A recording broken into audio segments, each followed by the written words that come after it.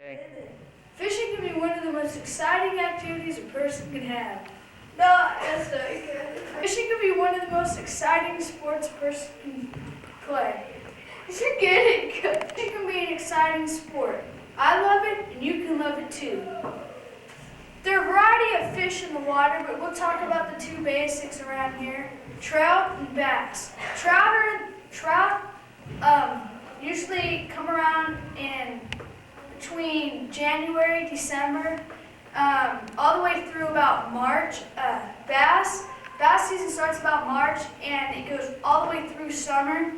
Bass love the warm water from anywhere to say 60 to 90 degrees. Trout love cold water. They love cold water. Trout have been known to reach this small to 6 feet long. We'll talk about trout in the next couple minutes. There are a variety of trout. There's brook trout, rainbow trout, sun trout, turtle trout, and copper trout. Most of these trout bite on lures. Artificial bait, which is one of these, has a little spinner on it. When it spins around in the water, when you're like this, it spins around and it tracks the sunlight and it glares off of rocks, weed, and catches the fish's eye. This has a little red dot in the middle to attract trout for salmon eggs. Trout love salmon eggs. Has a treble hook on there to hook the trout easier. Okay. Also, trout love reel bait. Some of the products on the market are, let's see here, cut. Okay. You feel me, man? Some of the varieties, like I said, are Zeke's corn cheese, Velveeta cheese. They like worms and marshmallow, power bait, a variety of things. Anything you can think of, pig skin. Just hook it onto a treble hook, and the fish will go after it. When you're hooking onto a treble hook, for trout, sometimes you use leaders. Leaders have a little loop on the end with either a single or a treble hook. You put a split shot. First we'll put a swivel.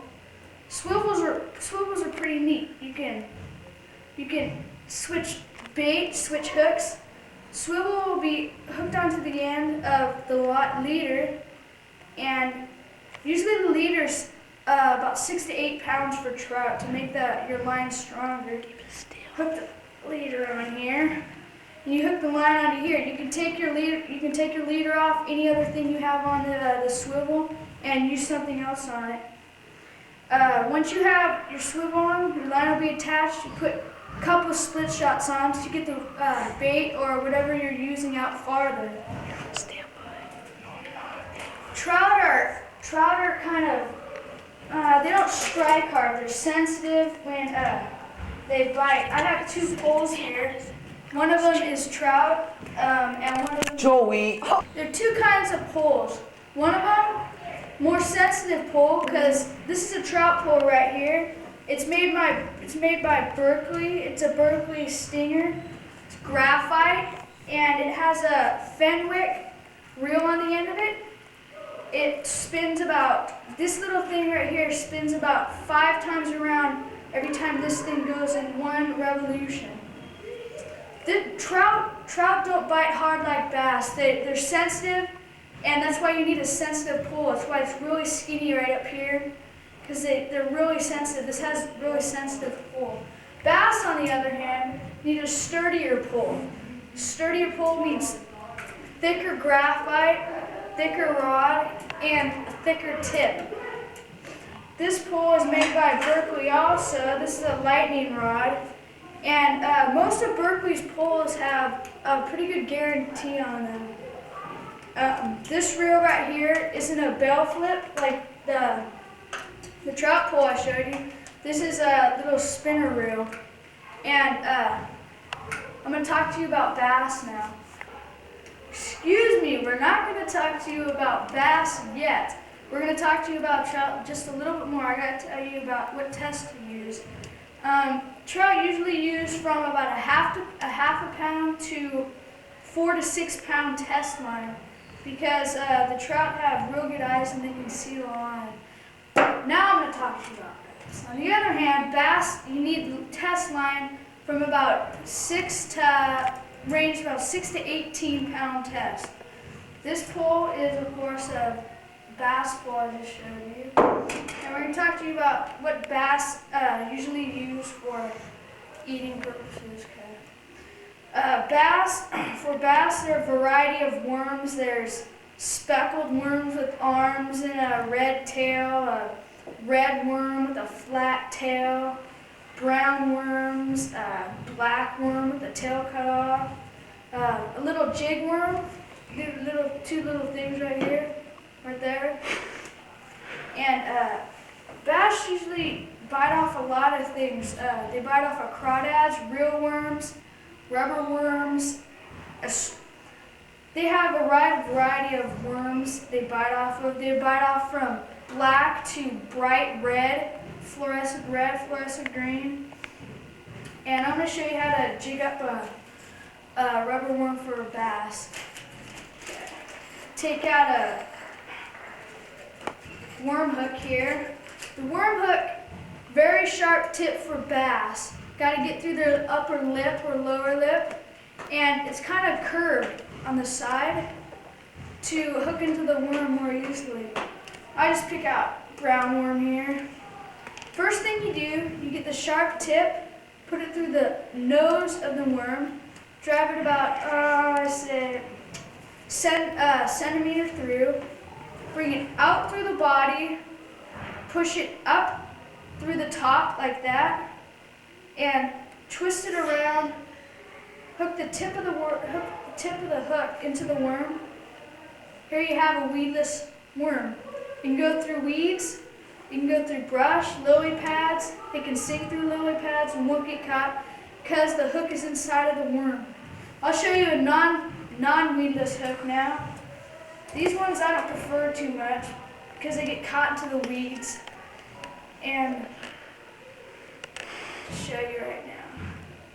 Put the tip of the hook again through the nose, all the way through. This time you're going to have to drive it about an inch through the worm. It'll take a while here. There you go. Make sure that it gets all the way to the top of the worm. We're almost there.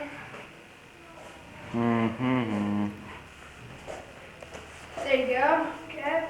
Take it out through the body of the worm, the hook, so it's like that. And there's your non-weedless worm. Has the hook coming out underneath, so when the bass come up underneath, they suck the worm in and they get hooked onto their lower lip or upper lip. I'm going to demonstrate to you how the worm looks in the water to a bass or a trout's point of view. Here's the weedless hook, the non-weedless hook. Stick it in the water, and we'll just do a little trivia game. Which worm am I moving? Can you see it in there? Okay. When the bass comes up, it'll come up from behind here. Let me get there. It'll come up from behind and suck the worm in. At that point, it'll be moving around like a real worm. And it'll get the lower upper jaw of the bass or trout. Some of the worms, their tails this is a flat tail. It'll just like move regular, you know. Some of them, the legs on the end have curly tails, so the tail twirls in the water to attract the fish more. And the arms attract the fish too. 1 minute. I'll show you also some of the tackle boxes I use. This is a Fenwick model, just like my reel, and has a variety of carrying places. This for your bait, and this for like hooks and split shots, whatever you want in there. It has a backside too. This is a smaller one. I'll show you another one right here. This is made by Plano. This is a larger one, and they make even larger ones about that size, that thick, about that high. In here we have catfish bait also, but we're not talking about that. I just like to close by telling you some of the lakes we have around here, and maybe you'll get involved in fishing too. We have close by Lake Jennings, Lindo Lake, even though I don't like that lake too much. They've been making out dead bodies in there. And there's El Capitan Lake, Salmon City. I'll just tell you some of the lakes, what fish they have in there. El Capitan, mostly they have bass. Good Lake, big. Salmon City, mostly trout and bass. It's a pretty big lake. I think it's about the same size as El Capitan, I'm not sure. Lindo Lake is a pond, really. Dead bodies, green water, little things floating around in there. It's green water. They mostly have carp and, let's see what else, catfish. Now, what lake haven't I mentioned yet? What was that lake? Oh, Santee Lakes. I forgot about that. They have trout in there also. Cut.